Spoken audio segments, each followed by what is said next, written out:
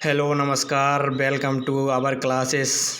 Today topic is supreme court of India. आज का हमारा विषय है सुप्रीम कोर्ट ऑफ इंडिया।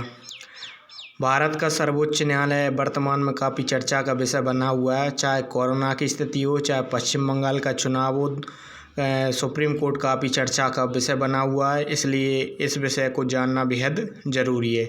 तो आइए चलते हैं सुप्रीम कोर्ट ऑफ इंडिया के बारे में जानते हैं। देखिए, सुप्रीम कोर्ट ऑफ इंडिया का सबसे पहले हम जानते हैं लोगो। उसका लोगो क्या है? यतो धर्मस्ततो जया है। अगर आपसे कोई पूछे सुप्रीम कोर्ट ऑफ इंडिया का लोगो या फिर कोई सिद्धांत सूत्र क्या है, तो क्या बताएंगे? यतो धर्मस्ततो जया है।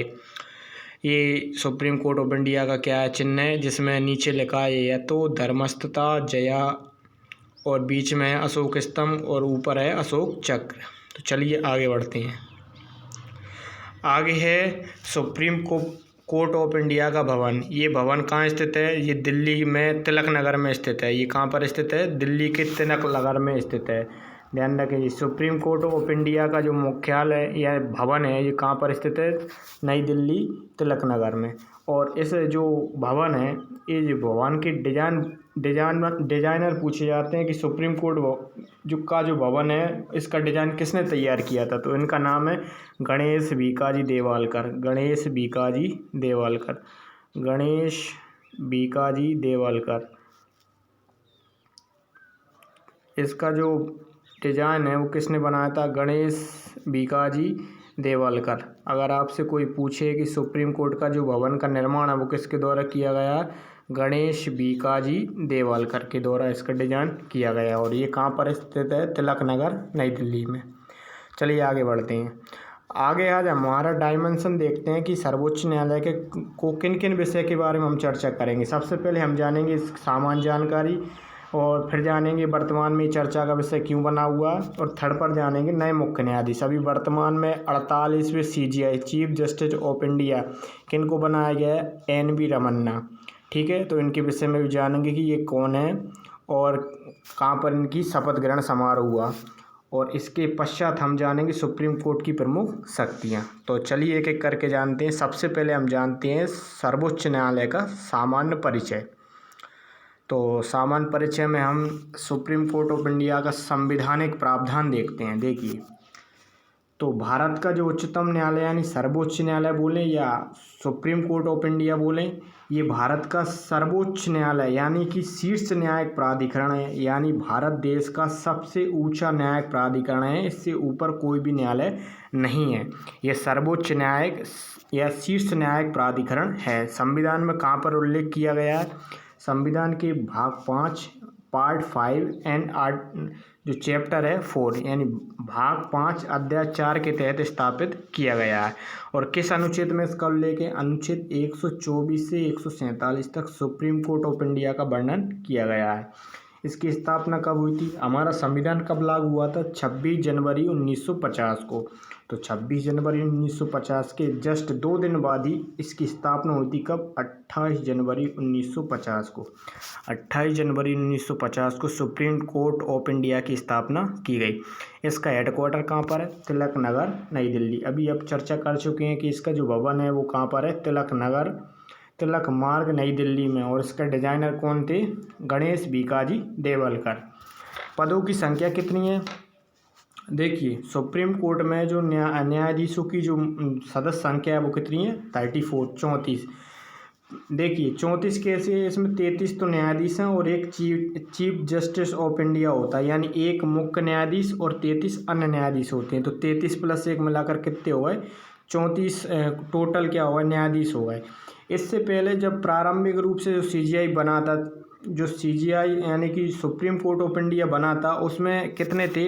8 हुआ करते थे। एक मुख्य न्यायाधीश और 7 क्या थे? अन्य सहायक न्यायाधीश हुआ करते थे। ठीक है, तो ये सुप्रीम कोर्ट ऑफ इंडिया की सामान्य जानकारी में हमने क्या क्या जाना इस स्लाइड में। तो सबसे पहले हमने जाना सर्वोच्च न्यायालय सबसे बड़ा शीर्ष न्यायिक प्राधिकरण है। भारत का सर्वोच्च शीर्ष न्यायिक प्राधिकरण कौन सा? Supreme court of India. संविधान के किस भाग में उल्लेखित है? भाग 5 अध्याय 4। आर्टिकल 124 से 147 में वर्णित है। स्थापना कब हुई? 28 जनवरी 1950 को। इसका जो मुख्यालय है या भवन है वो कहाँ पर है? तिलक मार्ग, नई दिल्ली। पदों की संख्या कितनी है अभी वर्तमान में अभी कितनी है? 34 है। 33 है इसके अन्य न्यायाधीश हैं और 1 CGI होता है। देखिए ये जो सदस्य संख्या है वो घट बढ़ सकती है। अब वर्तमान में 34 है, आगे बढ़ भी सकती है, घट भी सकती है। ठीक है, चलिए आगे बढ़ते हैं। तो आगे जानते हैं सुप्रीम कोर्ट ऑफ इंडिया के बारे में अन्य तथ्य। देखिए सबसे पहले जानते हैं सुप्रीम कोर्ट ऑफ इंडिया के पहले CGI कौन थे। तो देखिए पहले CGI कौन थे? JH कानिया। ये तो आप जानती हो कि सुप्रीम कोर्ट ऑफ इंडिया के जो प्रथम मुख्य न्यायाधीश यानी प्रथम CGI कौन थे? JH कानिया थे। इसके अलावा प्रथम महिला न्यायाधीश कौन थी? तो प्रथम महिला न्यायाधीश थी मीराबाई फतिमा बीबी। ध्यान रखना, अगर आपसे पूछा जाए कि सुप्रीम कोर्ट के प्रथम महिला CGI कौन है यानी सुप्रीम कोर्ट की प्रथम महिला मुख्य न्यायाधीश कौन है, तो इसका जवाब होगा कोई नहीं। क्योंकि अभी तक वर्तमान के इतिहास से वर्तमान तक देखा जाए तो सुप्रीम कोर्ट की कोई भी महिला CGI नहीं बनी है, केवल न्यायाधीश बनी है और वो कौन है? मीराबाई फतिमा बीबी। देखिए और इसके अलावा अन्य फैक्ट में क्या जानते हैं? सबसे छोटा कार्यकाल किसका रहा? सबसे छोटा कार्यकाल वाले CGI कौन है? कमल नारायण सिंह। अगर आपसे क्वेश्चन पूछा जाए कि सुप्रीम कोर्ट ऑफ इंडिया के सबसे छोटा कार्यकाल वाले CGI कौन है, तो उनका नाम है कमल नारायण सिंह। और सबसे लंबा कार्यकाल वाले कौन है? तो सबसे लंबा कार्यकाल वाले मुख्य न्यायाधीश हैं यशवंत विष्णु चंद्रचूड़। तो सबसे छोटा कार्यकाल किनका है? कमल का है, कमल नारायण सिंह का। सबसे लंबा कार्यकाल किनका है? यशवंत विष्णु चंद्रचूड़ का। देखिए इसके अलावा वर्तमान में मुख्य न्यायाधीश कौन है? देखिए वर्तमान मुख्य न्यायाधीश हैं NV वेंकटरमन। ध्यान रखना ये भारत के 48वें CGI के कौन से नंबर के हैं? 48वें CGI है। और इससे पहले कौन थे? 47वें नंबर पर थे अरविंद बोबड़े।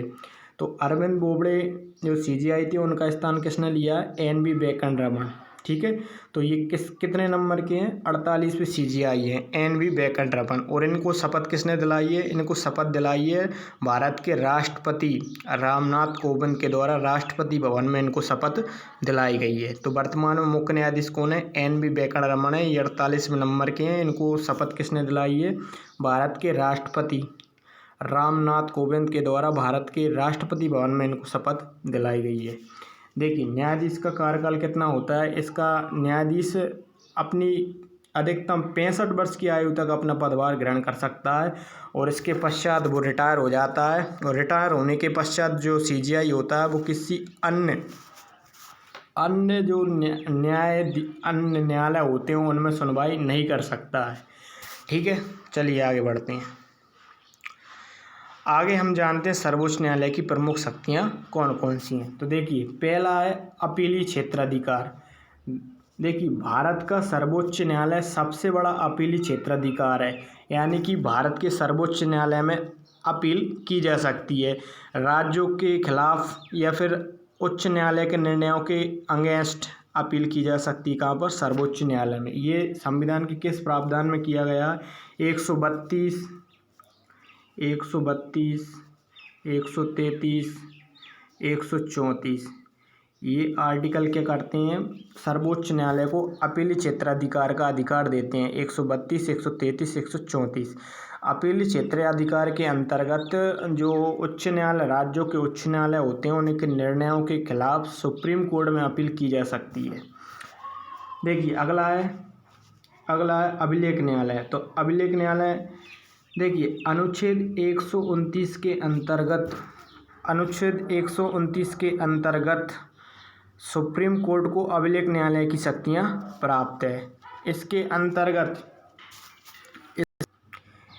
अंतर्गत सुप्रीम कोर्ट के द्वारा दिए गए निर्णय को किसी भी न्यायालय में चुनौती नहीं दी जा सकती। यानी अभिलेख न्यायालय की शक्तियाँ आर्टिकल 129 में दी गई हैं और इसके अंतर्गत सुप्रीम कोर्ट का जो निर्णय है उसके खिलाफ उसके खिलाफ किसी भी न्यायालय में चुनौती नहीं दी जा सकती। यानी सुप्रीम कोर्ट के द्वारा जो निर्णय दिया जाता है वो सर्वोच्च होता है, इसके खिलाफ कहीं भी इसके विरुद्ध क्या नहीं की जा सकती है, चुनौती नहीं दी जा सकती है। ये अभिलेख न्यायालय किस किस आर्टिकल में, अनुच्छेद 129 में।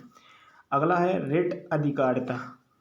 देखिए, सर्वोच्च न्यायालय यानी सुप्रीम कोर्ट ऑफ इंडिया को मौलिक अधिकार को रक्षा करने के लिए 5 प्रकार की रिटों का अधिकार दिया गया है। यानी कि जो सुप्रीम कोर्ट ऑफ इंडिया होता है वो 5 प्रकार की रिट जारी करता है। किस लिए जारी करता है? जब नागरिकों के मौलिक अधिकारों का हनन होता है, जब नागरिकों के मौलिक अधिकारों का हनन होता है तो आर्टिकल 32 यानी 32 में सर्वोच्च न्यायालय कुल 5 प्रकार की रिटें जारी करता है। वो कौन कौन सी रिटें? देखिए, एक पहली है बंदी प्रत्यक्षीकरण, सेकंड है परमादेश, थर्ड पर है प्रतिषेध उत्प्रेषण। ठीक है, तो ये 5 प्रकार की रिट जारी करता है। कौन कौन सी? बंदी प्रत्यक्षीकरण, परमादेश, निषेध, अधिकार प्रेक्षा, उत्प्रेषण। ये 5 प्रकार की रिट जारी करता है। कब? जब मौलिक अधिकारों का हनन होता है, जब नागरिकों के मौलिक अधिकारों का हनन होता है तो आर्टिकल 32 के अंतर्गत सर्वोच्च न्यायालय 5 प्रकार की रिटें जारी करता है। चलिए आगे बढ़ते हैं। आगे है परामर्शी या सलाहकारी अधिकारिता। तो सर्वोच्च न्यायालय का जो सीजीआई होता है उससे राष्ट्रपति विधिक कानूनी मामलों में सलाह मांग सकता है। ये किस अनुच्छेद में वर्णित है? अनुच्छेद 143। अनुच्छेद 143 के अंतर्गत भारत का राष्ट्रपति भारत के सर्वोच्च न्यायालय के सीजीआई से कानूनी विधिक अधिनियम से संबंधित किसी प्रकार की सहायता मांग सकता है, लेकिन वो उसकी सहायता को मानने के लिए बाध्य नहीं है। ये किस आर्टिकल में कहा गया है? आर्टिकल 143 में। देखिए आगे बढ़ते हैं। अगला है पुनर्अवलोकन। पुनर्अवलोकन का अर्थ है कि जो सर्वोच्च न्यायालय होता है वो अपने पूर्व में दिए गए निर्णयों पर क्या हो सकता है? पुनर्अवलोकन कर सकता है। ये किस आर्टिकल में कहा गया है? आर्टिकल 137। अनुच्छेद 137 ये कहता है कि जो सर्वोच्च न्यायालय है वो अपने पूर्व में दिए गए निर्णय पर क्या हो सकता है? पुनर्विचार कर सकता है, उन पर पुनर्अवलोकन कर सकता है और उसको निर्णय को पलट सकता है। लेकिन कौन? सर्वोच्च न्यायालय। तो पुनर्अवलोकन का अधिकार किस आर्टिकल में है? आर्टिकल 137। और ये किस देश के संविधान से लिया गया? ये हमने यूएसए के संविधान से लिया है, संयुक्त राज्य अमेरिका के संविधान से हमने क्या लिया है? पुनर्अवलोकन का अधिकार लिया है। ठीक है, आगे बढ़ते हैं। अगला है संविधान का संरक्षक। भारत का सर्वोच्च न्यायालय संविधान का संरक्षक है और वर्तमान में सीजीआई काफ़ी चर्चा में रहे हैं। चाहे सुप्रीम कोर्ट की बात हो, चाहे सीजीआई की बात हो, ये काफ़ी चर्चा में बने हुए हैं, क्योंकि जब जब सरकार के द्वारा कानूनों का उल्लंघन किया जाता है या संविधान का उल्लंघन किया जाता है या कोई गैर कानूनी काम किया जाता है तो सीजीआई जो सुप्रीम कोर्ट होता है वो सरकार पर क्या चलाता है? डंडा चलाता है। यानी सरकार के द्वारा की गई नीति निर्माण को क्या कर सकता है? निरस्त कर सकता है, उसके खिलाफ कानूनी कार्रवाई करवा सकता है। कौन? सर्वोच्च न्यायालय। तो इसलिए ये चर्चा का विषय बना हुआ है, क्योंकि पश्चिम बंगाल में कोरोना के काल में काफ़ी चुनावी रैलियाँ हुई थी। नेताओं के द्वारा चुनाव प्रचार का ही भारी मात्रा में किया गया है, जिसमें लाखों लोग भीड़ में शामिल हुए और कई कोरोना संक्रमित हो गए। इसलिए सुप्रीम कोर्ट ने जो रैलियां थी, नेताओं की जो रैलियां थी, उन पर क्या लगाया? वर्तमान में प्रतिबंध लगा दिया है। इसलिए ये चर्चा का विषय बना हुआ है। तो संविधान का संरक्षक कौन है? Supreme court of India. अन्य शक्तियों में भी हम जानते हैं, जैसे सुप्रीम कोर्ट क्या कर सकता है? सुप्रीम कोर्ट की आरंभिक क्षेत्राधिकार, यानी कि सुप्रीम कोर्ट होता है, ये 2 या 2 से राज्यों के मध्य अगर कोई विवाद हो जाए, 2 राज्यों के मध्य किसी प्रकार का कोई विवाद हो जाए या केंद्र या राज्यों के मध्य किसी प्रकार का विवाद हो जाए तो इसको सुलझाने का काम कौन करता है? इसको सुलझाने का काम करता है सुप्रीम कोर्ट ऑफ इंडिया। तो ये हैं सर्वोच्च न्यायालय की कुछ प्रमुख शक्तियाँ। तो पहले क्या पढ़ी अपन ने? अपीली क्षेत्राधिकार। सेकंड पर पढ़ी अभिलेख न्यायालय, आर्टिकल 129, रिट अनुच्छेद 32, परामर्शी 143, पुनर्अवलोकन 137, संविधान का संरक्षक और अन्य शक्तियाँ। तो इस प्रकार हमने सर्वोच्च न्यायालय की कुछ प्रमुख शक्तियाँ पढ़ी। देखिए ये वीडियो लेक्चर में इतना ही काफ़ी है और आगे हम पढ़ेंगे उच्च न्यायालय। तो अगले वीडियो लेक्चर के लिए तैयार हो जाइए, आगे हम पढ़ेंगे उच्च न्यायालय, भारत के सभी उच्च न्यायालय। ठीक है, तो आज के लिए इतना ही काफ़ी है। Thank you for watching.